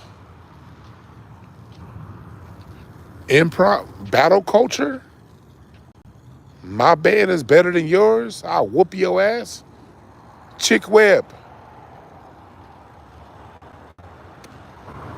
Chick Webb is the standard in battle culture. If you want to be known as the best swing band of the 1930s, 1940s, really 1930s, because Chick Webb died in 39. You had to come to the Savoy Ballroom in New York, and you had to see Chick Webb. Your band wasn't official until you saw Chick Webb. You had to see that nigga. The same way how in hip-hop, Ice Cube had to go to New York for America's Vote. In the early days of hip-hop, you had to be vouched for by New York. It was the same with swing. You had to be vouched for by Chick Webb. Your band wasn't shit until the battle of Chick Webb. Benny Goodman was known as the king of swing. Benny Goodman was the Eminem of his day. Black people, the reason why we're going to win this assault that we have going on from these people trying to claim our music is because this isn't new to us. They've always done this shit to us. We've been in this fight every generation, and we've always won. We've never not won. We've always won. Now, we've chosen not to fight certain fights like country or whatever, but everyone still knows what it is. Everyone knows what it is. We just don't give a fuck about country music. We don't give enough of a fuck about it to get it back. But Benny Goodman was known as the king of swing. He was the Eminem of his generation. He was the Elvis of swing. He was Frank Sinatra opposed to, what's his name? You know, the little short motherfucker. Y'all know his name. He played the drums, he tap danced, the black one of the Rat Pack. I'm drawing a blank. Sammy Davis Jr. Yes, Sinatra was the most famous of the Rat Pack, but Sammy Davis Jr. was the most talented. So Benny Goodman was the Adele of his day. He was known as the king of swing, and the radios touted Benny Goodman as the king of swing. Well, I think it was 1937, 38. Don't quote me, but I think it was 1938. Benny Goodman goes down to the Savoy Ballroom to battle against Chick Webb. And y'all can look this up, by the way. Lots of first-hand accounts still exist out there. Of course, I wasn't there. I was born in 1981. I just heard the first-hand accounts from both band members and people who were in attendance. Benny Goodman came down to Chick Webb's ballroom at the Savoy in Harlem, New York. Benny Goodman got to doing his little white boy swing. And then Chick Webb started coming in with that aggressive New York. Again, I always say music out of New York is always aggressive because New York is an aggressive city. It's fucking crowded. There's lots of subways. So New York swing used to have a chug to it, like a train. And it was fast, and it was in your face, and it kicked your ass. Similar to New York funk, BT Express. Man, that song, listen to the song called BT Express called Here Comes the Express. You hear them horns get to pumping. They get sound like a choo-choo train, and if you get in the way, they gonna kick your ass. That's New York funk. Like New York hip-hop. It's in your face, it's loud, it's boom slap, because that's the energy of the city. That's why if these fucking Caribbeans want to come around claiming hip-hop, I can claim that culture going back to jazz, nigga. You didn't bring shit. New York style is D-Train. When 80s funk came in, listen to D-Train. They were the standard of that 80s sound, that blend of synthetic and live. You just don't know what you do to me, nigga. That's New York funk. That's that New York sound. It's in your fucking face. So, Chick Webb got to going and put it like this. He wiped the stage with Benny Goodman's band. From the first-hand accounts, it wasn't even close. Chick Webb was a little short motherfucker. He was 4'11", and he suffered from a degenerative spine disease. He suffered from this spine disease, which made it to where he couldn't walk. He had to walk on stilts. Not stilts, those little things where they it's like a little thing where you hold it. It's not quite crutches, but you hold it with your hand, and it has like some kind of like little arm thing around your forearm. Those things where you basically got to use your hands to walk. And he used to have to be picked up to be put on his drum set. And he was in pain every night. Like every night he played, Chick Webb, they said, would be in extreme pain. And so Chick Webb was a very abrupt, rude motherfucker. This is how cold Chick Webb was. Chick Webb gave Ella Fitzgerald her start. Ella Fitzgerald had just won the Apollo. Ella Fitzgerald went to the Apollo to dance. But she had seen so many good dancers on that show that night. She was like, I can't dance. I can't outdance them girls, so I'ma sing. So Billie Holiday, at a moment's notice, Ella Fitzgerald, at a moment's notice, decided to sing instead of dance. And she sounded beautiful, like the angel that she was. Ella Fitzgerald's gravestone is over here in Inglewood Cemetery here in LA. And that's where my grandfather was buried. So when I went to go see my grandfather at his funeral on Friday, I made sure to roll by and see Ella Fitzgerald's tombstone, because she was such a beautiful soul. But when Ella Fitzgerald tried out for Chick Webb's band, Chick Webb was like, I thought you was gonna bring somebody down here who looked pretty. She ugly. Niggas ain't shit. He thought that Ella Fitzgerald was too ugly to sing for his band. But he was just a bitter short nigga with a degenerative spine disease who talked shit to everybody. But he ended up hiring Ella Fitzgerald, and she grew and she ended up playing with the Count Basie, singing with the Count Basie band. And she grew into one of the mothers of singing. Speaking of singing, if you want to understand the standards of soul singing, it's a combination of Bessie Smith, Ma Rainey, everyone around the world, female, sound like Bessie Smith, Ma Rainey, which evolved into Billie Holiday and Ella Fitzgerald, which evolved into Aretha Franklin, which evolved into Shaka Khan, which evolved into Whitney Houston. Those are the standard bearers of singing around the world. And even Whitney Houston, she was really more like Shaka Khan. She really was. It's just that Clive Davis made her sing them corny ass songs. We never got to see the real Whitney Houston. Whitney Houston was funk like Shaka Khan. Whitney Houston was gospel. Whitney Houston was just as gospel as Aretha and just as funky as Shaka. But Clive Davis made it a point. He was quoted as saying, "I don't want Whitney singing that George Clinton funk shit." So it was Clive Davis's decision to make Whitney sing them corny ass. And I like the songs, don't get me wrong, but all at once, I finally took a moment and I'm real. Man, I like that song, but Whitney was funkier than that. Go back and listen to Whitney's first album.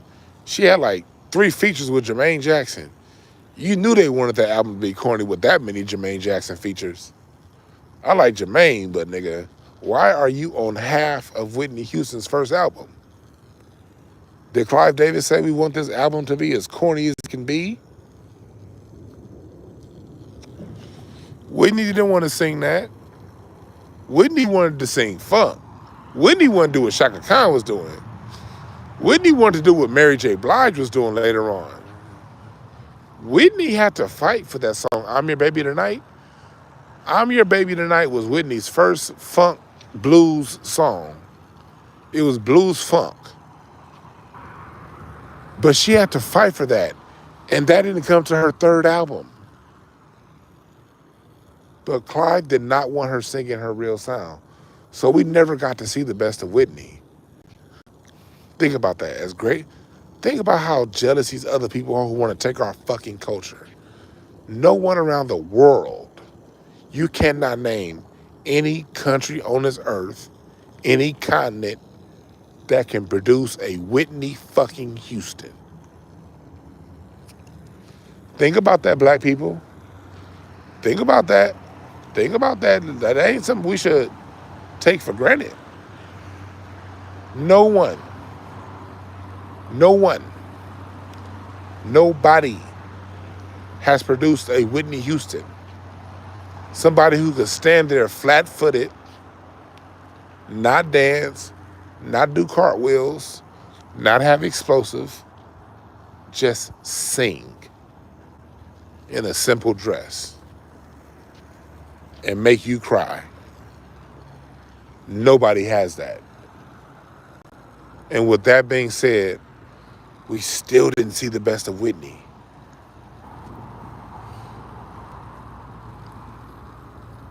With that being said, we still never saw the best of Whitney. Because when Whitney was in her prime, when she had the resources behind her, she never got to sing what she wanted to sing. She only sang what Clive Davis wanted her to sing. And she still knocked that shit out the park. Imagine if Whitney came up in 74 instead of 84. Because if Whitney came up in 74, 77, nigga, the music she would have had, Whitney Houston with a Leon Ware music production, nigga. Whitney Houston with Gamble and Huff, nigga. Whitney Houston with George Clinton, nigga. Whitney Houston with Curtis Mayfield as a producer, nigga? Whitney Houston with Norman Whitfield? Or with James Carmichael as a producer?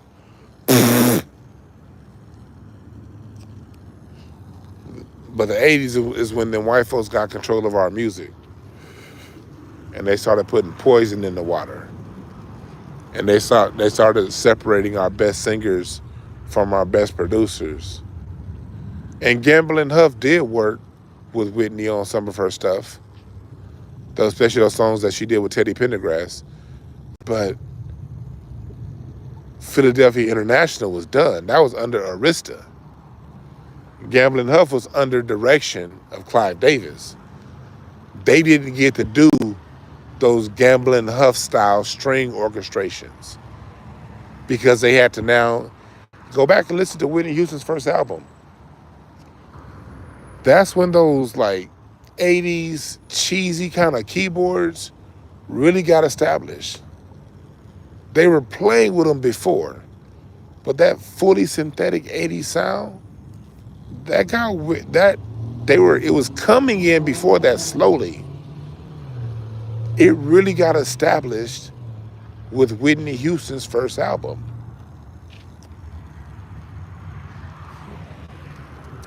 Pick me up, let's go down, I'm thinking about you.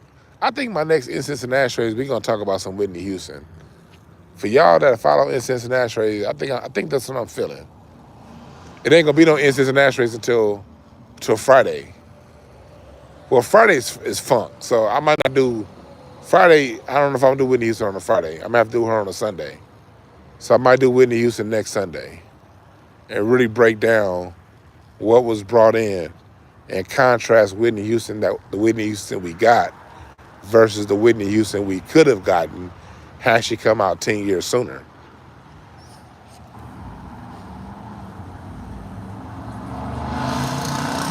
Yeah, I'll do that. So, oh, you say you met Leon Ware at Tower Records in Marina? Man, that's dope, man. Rest in peace, Leon Ware. Leon Ware's music production, go back. Nigga, if you want to hear some of the best music production ever, you just gotta listen to that Marvin Gaye, I Want You album, top to bottom. Just listen to Leon Ware's music production. That shit sounded like a motherfucking movie. Nigga, them strings going into I Want You with them congas playing, and then that guitar sounding like it's crying.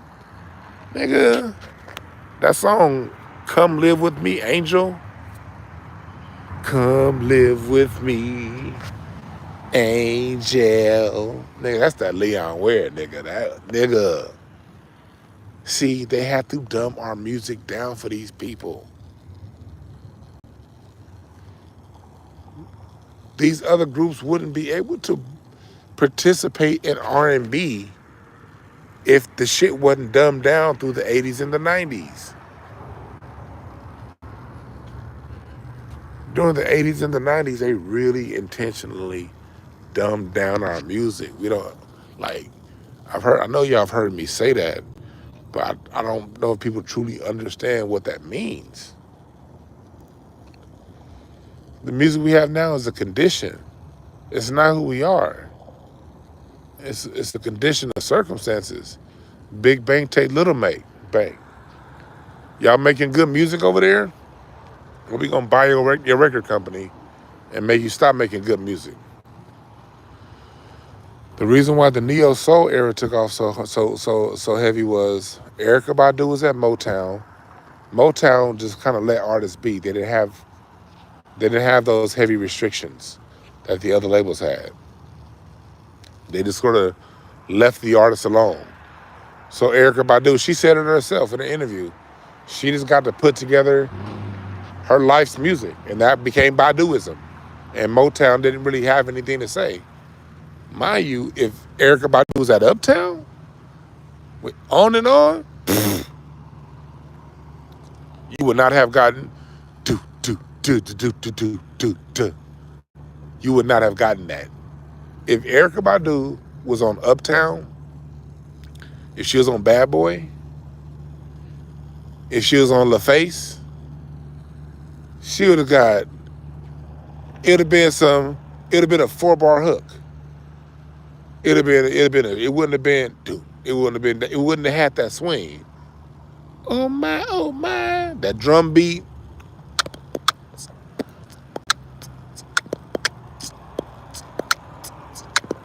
You wouldn't have had that. If she was on Bad Boy, you would have had. Then you'd have had Erykah Badu singing, oh my, over a motherfucking hip hop beat. That's how sensitive the balance was at that time. If Erykah Badu was on LaFace, it would have had a Jermaine Dupri beat. You wouldn't have had that vibe. You definitely wouldn't have had no goddamn Next Lifetime. Next Lifetime is one of the most swingingest ass songs created in the last since Count Basie. That song got such a heavy swing to it. It's non-quantized. So it has that swing back and forth between the keys. Dun, dun, dun, dun, dun, dun, dun. Contrasted with the kick drum on the drums.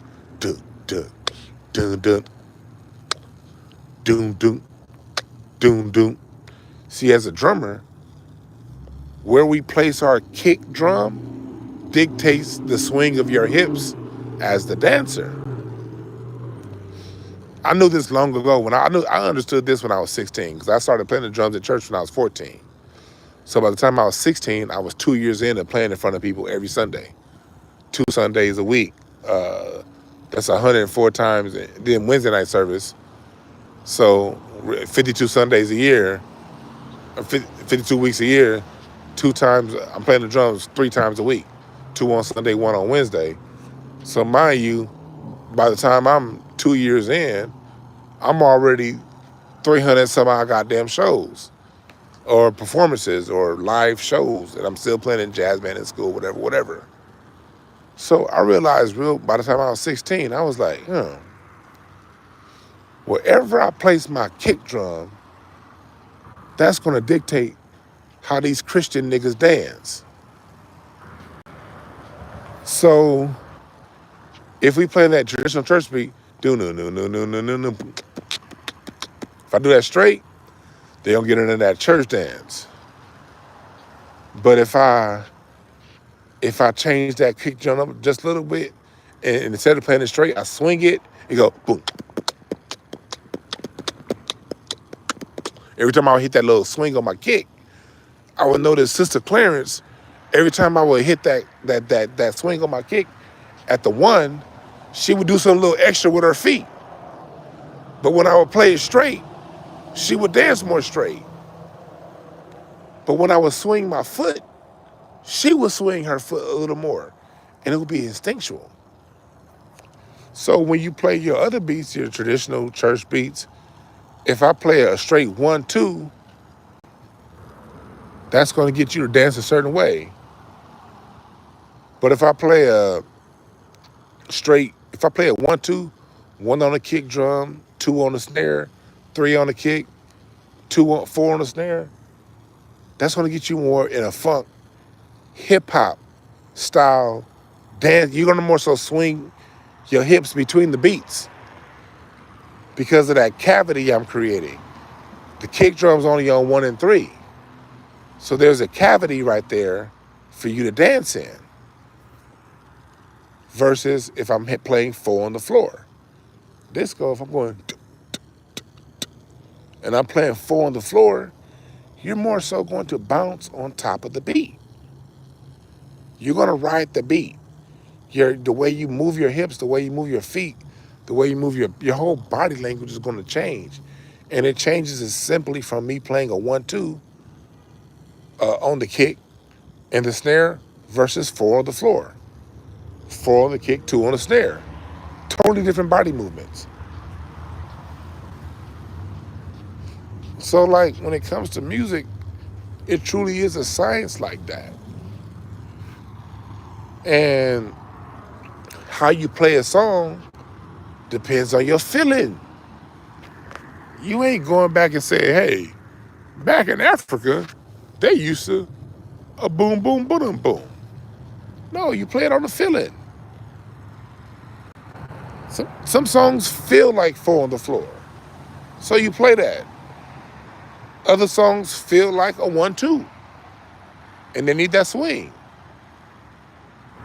If you listen to Rick James, a song like Ghetto Life by Rick James, that's at the same tempo as, say, Le Freak by Chic. But the way the drums was played, the swing, made them totally different songs. Well, I don't want to say Le Freak by Chic. I'll say something like, I don't want to use Le Freak. Not Le Freak. I'll use a song like a Donna Summer song. Disco Fever. Similar tempos, similar beats. But the placement of the kick drum changes the swing of the song. Makes them totally different songs. Which, going back to, again, when they say that they took our culture, because, again, I'm tying this back to where we started. Dougie Fresh said Caribbeans, hip-hop is Caribbean culture, right? Right. That's what he said. I posted it on my Twitter if you want to see the clip. Well, if your culture doesn't have the instrumentation to pull off the sound, if your instrumentation can't dictate the beats and the dance movement required, how can you say you gave us something? You didn't use the drums in your culture. You used the steel drums and the timbales and the congos, the cowbell, the shaker, the tambourine. You didn't have a drum set pocket in your culture until you learned that from us. And we don't mind you learning from us. That shit made your music sound better. That innovation gave us reggae. We love reggae. I thank Jamaican culture and Bob Marley. I love the Wailers. Satisfy my soul. I love that shit. Satisfy my soul. I love that. But one comes before two. You can't say you created something that you didn't have the instrumentation to. That's my first and my last point. My last point of the night is you didn't create it, and when you've taken our instrumentation for your sound, you still didn't create the beat that we dance to. You cannot dance hip-hop style dancing, whether that be b-boying, pop locking. You can't do that to the upbeat. All of those dances are in the pocket of the downbeat. Your culture emphasizes the upbeat, and that's beautiful. Nothing wrong with that. I don't have an issue with it. I like variety within my music. So I have no issue with that. But that upswing that your culture emphasizes with Black American instrumentation doesn't provide the pocket for b-boying, for breakdancing, for pop locking, or any of those dances that were around in the early days of hip-hop. Those dances are only made possible by the downbeat. The downbeat is Black American culture. There was a publication that was around. I don't know if it's still around. They may still be around, but it was called Downbeat Magazine. They were really popular back in the 90s and the 80s. Called it Downbeat for a reason, because America's on the downbeat. It's on the one. Funk is on the one. One is the number of unity. One is the number of all. Every number has one in it. That's what the funk is one. Everybody play what you want to play, 2, 3, and 4. We're going to come back here on one. The drummer's going to hit the cymbal. We're going to sing in unison. Every voice, every guitar, every bass, every keyboard player is going to accent on one. We want the funk. Give up the funk. We need, that's the one right there. Gotta have that funk.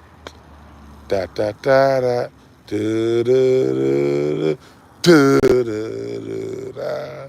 So when we come back to the one, everybody hit it. And that's what you need for the dances that we created through our culture. So even after we talk about the instruments that we created for our sound, when it comes to how we play our sound, we play the music that creates the dancing of the motion of the hips. Shouts out to Parliament. What do they say? The foundation for inspiration is the motivation.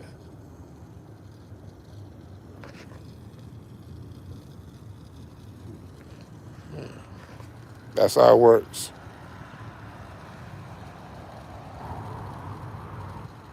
That's how it works.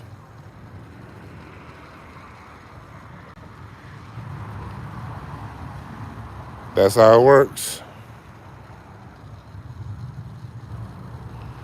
And I still got love for people from the Caribbean who are on cold. I'm not gonna ever diss my on cold people for the people who are off cold. And just like if you look at my Instagram, where was I yesterday? I was at Latin Jazz Saturdays at the LA County Museum of Art. I'm at that motherfucker every Saturday if I can be. I'm gonna be right there this next Saturday too. If I ain't got nothing else to do, if I don't find nothing else to do, I'm gonna be right back there next Saturday. This past Saturday was Brazilian. I think this coming Saturday they do a Colombian sound. I'm gonna be right there with my wine, my weed, nigga, in the sunshine, enjoying life, listening to Latin jazz. Because I can appreciate that sound. I like the change of pace. I listen to funk, R&B, jazz all day. I enjoy a change of pace in my music.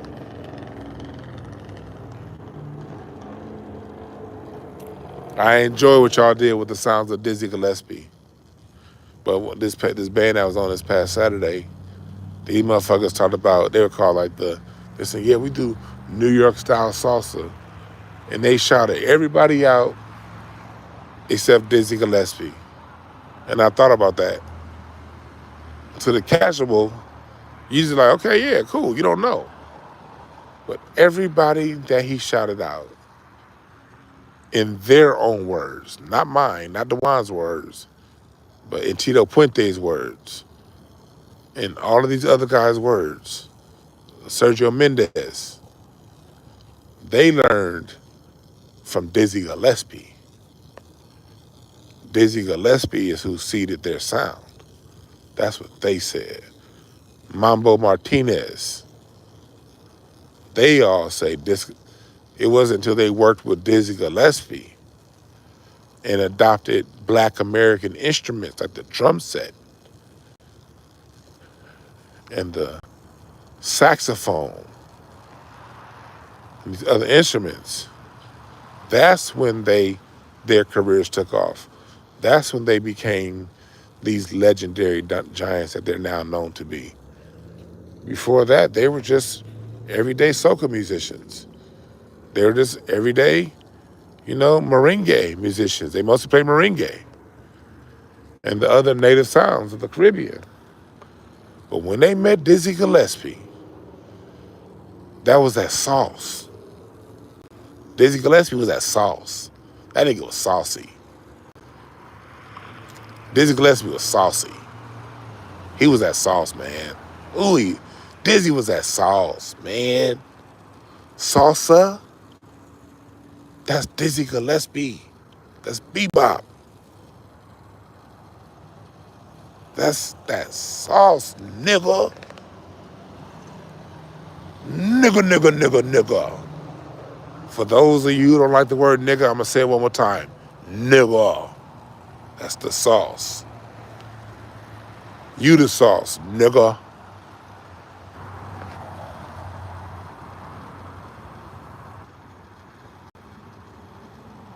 All right?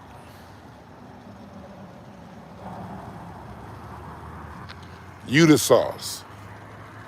So going back to my basketball analogy, going back to my music analogy, if the only parts you can play in the song is do-do-do-do, that's all you can play, that's good enough. If all you can do is set a screen, that's good enough. Just whatever it is you can do, contribute that, and be proud you contributed that. Be proud of yourself and have gratitude, because gratitude brings more of that good shit to you. You dig what I'm saying?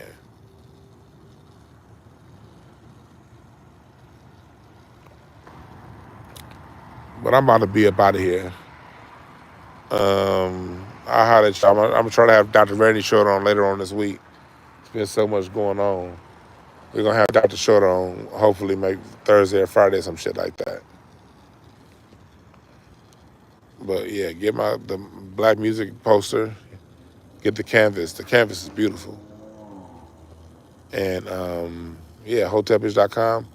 Book your cardology readings. Help you read out your year, plan for the year. Also, I can help you understand your kids. There's one service I got to put up on my website. One thing I've been doing in my cardology session lessons lately is I've been really helping parents understand how to talk to their children. Because if you call me and give me your children's birthday, I can help tell you exactly how you need to communicate with them. I still got my book coming out on communication, and everything in my book applies. Matter of fact, my book is going to be the step-by-step on the how-to. But I can read your child and help you with their direction in life, what their goals, the things that they're good at, the things that you should be helping them out with, the things that you should be pointing them to love more and like more. I can read your children and tell them and help you out with pointing them in the right direction, and also help you as a parent communicate with them. That's the I keep forgetting to tell you guys I can do that shit. I usually end up doing that in my cardology session with people with children. I usually end up reading children. So, but I was like, maybe I should tell people that ain't even thinking about that I can help them out with that. So you can book that at breakthroughas.org. Yeah. Yeah, get a session for your knucklehead. Yeah.